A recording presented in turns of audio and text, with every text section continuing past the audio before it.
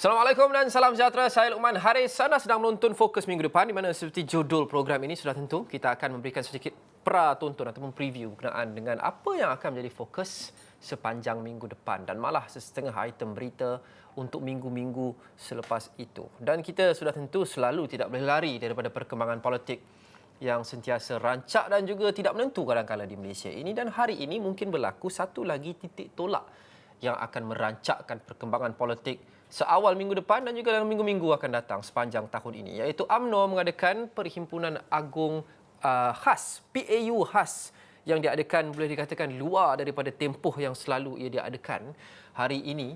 Dan salah satu perkara yang paling utama yang muncul daripada PAU khas ini adalah pindaan perlembagaan parti itu yang membolehkan pemilihan ditangguhkan sehingga 6 bulan selepas pilihan raya umum yang seterusnya. Itu sudah pun disahkan oleh Setiausaha Agung UMNO Datuk Seri Ahmad Maslan sebentar tadi menerusi media sosial, dan Firdaus Azil berada di WTC KL untuk mengikutinya secara rapat dari mula sampai habis. Kita faham bahawa pada mulanya dijadualkan akan ada sidang media, tetapi sidang media itu tidak akan diadakan.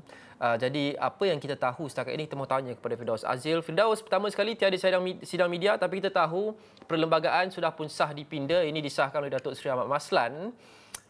Bagaimana keputusan hari ini boleh agaknya merancakkan perkembangan politik minggu depan dan juga secara umumnya bergerak ke hadapan? Adakah ini titik tolak kepada sesuatu? Okey, baik, terima kasih Loman. Sebelum itu mungkin saya boleh perincikan apakah sebenarnya yang dipinda pada melalui Perhimpunan Agung khas UMNO hari ini, yang mana kalau boleh saya bacakan terdapat dua klausa yang telah pun dipinda, iaitu 10.16 yang mana melalui cadangan fasal baharu, Majlis Kerja Tertinggi berhak menangguhkan pemilihan di peringkat Majlis Kerja Tertinggi bahagian dan cawangan, yang mana penangguhan ini tidak boleh lebih daripada 18 bulan dari tarikh pemilihan yang sepatutnya, yang mana ini sepatutnya pemilihan ini berlangsung pada hujung tahun ini, dan atau tidak lebih daripada 6 bulan selepas diadakan suatu pilihan raya umum, yang mana kemudiannya juga ditentukan bahawa tarikh pilihan raya umum Parlimen yang dinyatakan dalam fasa 16.1 ini bermaksud tarikh mengundi bagi pilihan raya umum Parlimen yang dinyatakan dalam writ yang dikeluarkan mengikut Seksyen Akta Pilihan Raya 1998. Dan pindaan kedua ialah mengenai pemilihan di peringkat peringkat sayap, iaitu puteri, wanita dan juga pemuda, yang mana ia akan mengikuti, yang mana melalui pindaan pada yang saya sebutkan tadi, maka MKT juga berhak menangguhkan pemilihan parti di peringkat 3 sayap ini, iaitu sayap wanita, pemuda serta puteri. Dan kalau bercakap mengenai sidang media, memang sepatutnya kalau mengikutkan jadual asal yang diberitahu oleh urus setia akan ada sidang media, tetapi sejurus selepas tamat semuanya pimpinan UMNO terus pergi bergerak ke majlis hari raya ataupun majlis rumah terbuka sempena Aidilfitri yang juga bersempena dengan hari ulang tahun UMNO ke-76. Tetapi berbalik kepada soalan Loman sebelum tadi, yang mana apakah ini akan memberikan kesan, kita sedia maklum bahawa sejak tempoh, mungkin sejak seawal tahun lepas, kita ketahui bahawa ada cakap-cakap, dan ini rentetan daripada pelantikan Perdana Menteri Datuk Seri Ismail Sabri Yaakob yang telah dilantik sebagai Perdana Menteri menggantikan Tan Sri Muhyiddin Yassin daripada Parti Perikatan Nasional, Parti Pribumi Bersatu Malaysia. Maka timbul kata-kata ataupun timbul rasa yang mungkin apa kita sebut sebagai rasa tidak pasti di kalangan akar umbi, yang mengatakan bagaimana buat pertama kalinya Perdana Menteri itu bukan daripada Presiden UMNO kalau menyebut mereka yang menjadi kerajaan hari ini. Maka cakap-cakap ini juga bukan setakat di tempat yang kita boleh nampak daripada peringkat nasional, tetapi ini juga berlaku di peringkat serendah-rendahnya ataupun peringkat akar umbi, iaitu seperti cawangan dan juga bahagian. Maka timbullah kononnya ada kluster Putrajaya, kononnya ada kluster Mahkamah dan sebagainya, yang mengatakan mereka ada kluster yang mahu pilihan parti diadakan sebelum pilihan raya. Ada juga yang mengatakan bahawa ada camp yang mahukan pemilihan parti diadakan selepas PRU dan sebagainya. Maka ini juga menimbulkan suasana politik yang mana pada pemerhati luar ini menunjukkan sedikit sebanyak menunjukkan perpecahan. Dan kalau kita kaji, kita teliti ucapan daripada Presiden UMNO sebentar tadi, Datuk Seri Ahmad Zahid Hamidi, yang mengatakan bahawa ini adalah untuk menangani bibit-bibit perpecahan sebelum menjadi lebih teruk. Maka ada rasional dan kata-kata itu, dan berdasarkan apa yang kita temu buat, sempat juga kita doorstop beberapa pemimpin tadi yang mengatakan bahawa lulus. Usul itu telah pun diluluskan sebulan suara oleh 2,000 lebih perwakilan, maka ia menunjukkan satu penyatuan di dalam UMNO buat ketika ini, Luqman.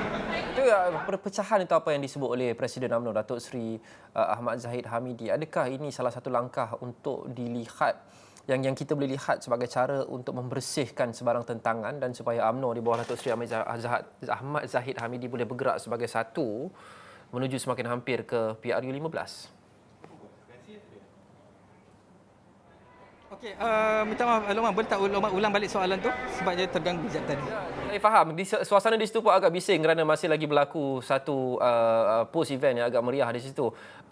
Saya sebut berkenaan dengan perpecahan yang Firdaus sebut Ustaz tadi, dan itu disebut oleh Datuk Seri Ahmad Zahid Hamidi dalam ucapan beliau selaku Presiden UMNO. Jadi adakah kita boleh lihat dan anggap bahawa keputusan untuk meminda perlembagaan ini salah satu matlamat dia adalah untuk membersihkan, menyingkirkan segala tentangan agar bergerak ke hadapan, UMNO boleh bergerak sebagai satu di bawah pimpinan Datuk Zahid, khasnya menuju semakin dekat ke PRU15. Okey, pertamanya juga kalau kita teliti daripada ucapan Ahmad Zahid sebentar tadi bahawa keputusan untuk diadakan Perhimpunan Agung Khas ini dan juga keputusan untuk meminda perlembagaan ini bukan datang daripada atas ataupun top to bottom approach, yang mana beliau mengatakan bahawa ini telah diusulkan pada Perhimpunan Agung UMNO yang lepas, dipersetujui, maka kebiasaannya keputusan ataupun sebarang majlis tertinggi yang membuat sebarang keputusan ialah akan umbi ataupun majlis ataupun Perhimpunan Agung UMNO itu sendiri, ataupun lebih kita sebut sebagai PAU. Jadi ini sikit sebanyak beliau akan mengatakan bahawa ini bukan kehendak beliau, seperti mana yang juga disebut tadi, tangkallah bagi mana-mana pihak yang menyangkakan bahawa penangguhan pemilihan parti itu adalah semata-mata untuk memanjangkan hayat ataupun memanjangkan tempoh beliau menjadi sebagai presiden dan sebagainya, maka itu saya kira sebagai satu naratif yang cukup kuat. Dan juga sebelum ini kalau mungkin kita boleh imbas kembali bagaimana beberapa ahli kabinet, menteri, full minister dan sebagainya bukan dilantik daripada kalangan ahli majlis tertinggi. Ia jarang-jarang berlaku, tetapi untuk barisan kali ini kita dapat lihat beberapa ahli bukan ahli majlis kerja tertinggi tetapi telah dilantik masuk dalam barisan nasional. Maka ini juga sebelum ini digunakan oleh pihak-pihak tertentu bahawa kononnya inilah yang saya katakan ataupun yang mereka gelarkan sebagai kluster Putrajaya yang cuba untuk mempercepatkan ataupun memaksa percepatkan, tetapi semua ini saya kira akan disenyapkan seketika melalui kelulusan pindaan kali ini, yang mana sekali ini selepas diluluskan usul itu, semua ahli-ahli UMNO baik di peringkat cawangan, bahagian negeri dan sebagainya, maka mereka akan terus berusaha untuk mencapai satu objektif yang utama, menghadapi pilihan raya umum dan juga untuk meletakkan kembali Barisan Nasional ke dalam seat ataupun through to the driver seat, yang mana sebelum ini kita ketahui sejarah menyaksikan bagaimana pilihan raya umum ke 2018 telah menyaksikan mereka telah ditumbangkan pertama kali, dan kali ini menjadi kerajaan pun tidak mengikut kebiasaannya, Luqman. Perbezaan pendapat dalam kelompok-kelompok di dalam UMNO yang dikatakan dan disifatkan sebagai perpecahan ini bukan sahaja berkenaan dengan topik sama ada PRU15 perlu dipercepatkan, pembebanan parlimen perlu dipercepatkan, tapi banyak isu lain sebagai contoh memorandum bipartisan antara kerajaan dan juga pembangkang. Ada yang mahu menamatkan dan mengikut tarikh asal luput 31 Julai, ada yang mahu melanjutkan selain daripada PRU15. Ada juga isu berkaitan dengan muafakat nasional, kerjasama dengan PAS. Ada kritik yang mendakwa bahawa keputusan ini walaupun dilakukan dan dikomunikasikan oleh kepimpinan atasan UMNO sebagai UMNO bergerak sebagai satu, setuju dengan semuanya, tidak mahu lagi MN, mahu cepatkan PRU15, tidak mahu lanjutkan MOU. Tapi ada yang mendakwa bahawa gerakan-gerakan akar umbi tidak setuju. Berdasarkan telahan Firdaus Azil di sana, apa yang Firdaus Azil dapat cerap berkenaan dengan teori ini ataupun dakwaan ini? Okey, memang ada sebagaimana seperti ini selepas pilihan raya umum kita dapat lihat bagaimana kerjasama mufakat nasional ataupun lebih spesifiknya antara dua parti Melayu terbesar di negara ini iaitu UMNO dan PAS telah membuahkan hasil di dalam beberapa siri pilihan raya negeri, pilihan raya kecil. Sebagai contoh mungkin saya boleh sebut seperti Semenyih dan banyak lagi. Cameron Highlands juga antara salah satu daripadanya, tetapi apabila keadaan itu sedikit sebanyak telah berubah apabila timbulnya kerajaan Perikatan Nasional yang mana PAS kini merupakan sebahagian pada Perikatan Nasional, bagaimana pula PAS boleh berada di dalam Muafakat Nasional yang merupakan satu partnership antara UMNO dan juga PAS, yang kita tahu Perikatan Nasional ketika itu diterajui oleh Parti Pribumi Bersatu Malaysia yang merupakan antara ini lebih satu musuh yang nyata, musuh politik antara UMNO dan juga Bersatu. Jadi sebab itulah maka timbulnya perpecahan, ada yang mahu Muafakat Nasional diteruskan dan sebagainya. Tetapi saya kira selepas beberapa siri, sebagai contoh tiga pilihan raya negeri sebelum ini, bagaimana Sabah menyaksikan juga kemelut antara UMNO dan Bersatu yang akhirnya menyaksikan wakil daripada Bersatu menjadi Ketua Menteri. Selepas itu kita lihat Johor dan juga Melaka, bagaimana ini adalah untuk menolak kerajaan campuran.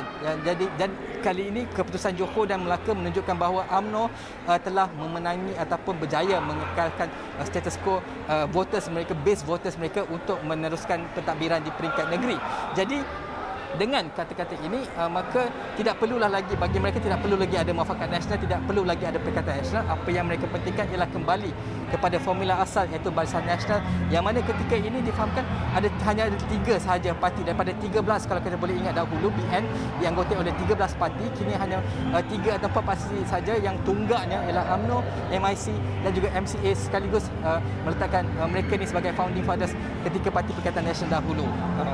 Baik, Firdaus, secara ringkasnya soalan terakhir, kita mahu bercakap berkenaan dengan fokus minggu depan. Keputusan terbaru ini meminda perlembagaan yang sudah pun diluluskan. Bagaimana, adakah kita jangka ia akan membuatkan kepimpinan UMNO lebih lantang untuk memperjuangkan isu-isu yang mereka mahukan? Seperti kita sebut sebentar tadi, MOU Bipartisan tidak mahu lanjutkan, PRU mungkin mahu disegerakan, Muafakat Nasional memang sah mahu tidak lagi ada di selepas ini. Adakah kita jangkakan selepas ini titik tolak bahawa UMNO akan lebih lantang dalam memperjuangkan isu ini dan memberikan tekanan kepada pihak-pihak tertentu untuk merealisasikannya? Apa yang mungkin mereka lakukan selepas ini yang belum pernah mereka lakukan sebelum ini untuk memberikan tekanan ini? Okey, sebelum itu mungkin kita boleh berbicara bahawa ini adalah proposal ataupun usul daripada peringkat parti, yang mana ini perlu mendapat kelulusan daripada pejabat pendaftaran iaitu RS, yang mana kalau saya boleh memetik, kita juga sempat mendapatkan kenyataan ataupun komen daripada Perdana Menteri Datuk Seri Ismail Sabri Yaakob sebentar tadi yang mengatakan bahawa dalam tempoh 60 hari mereka akan menghantar surat untuk memohon kebenaran tentang pindaan ini dalam masa 60 hari. Dan juga kita bertanyakan bagaimanakah, adakah ini akan menunjukkan bahawa tarikh-tarikh PRU semakin dekat. Dan ini beliau menjawab secara agak teknikal, yang mana beliau mengatakan bahawa tarikh akan ditetapkan kerajaan dengan keputusan mesyuarat kabinet. Parti adalah berbeza dengan kerajaan. Parti tahu kalau ada cadangan ia akan bawa ke kabinet untuk diluluskan. Dan jika kabinet memutuskan tarikh, kabinet akan memberi mandat kepada beliau selaku Perdana Menteri, dan seterusnya Perdana Menteri itu akan berbincang dengan Yang di-Pertuan Agong dari segi prosedur. Jadi dia adalah dua perkara yang mungkin pada pandangan beliau berbeza, tetapi ia boleh katakan berkait antara satu sama lain. Dan meniti hari-hari seterusnya, sudah pasti kita akan melihat bagaimana kini masalah ataupun internal konflik di dalam UMNO itu mungkin boleh diketepikan seketika.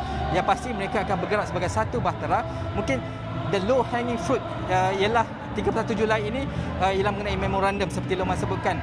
Jadi kita akan melihat keputusan MKT sebagai contoh yang akan menjurus kepada menamatkan muafakat atau menamatkan memorandum itu secara total, Loman.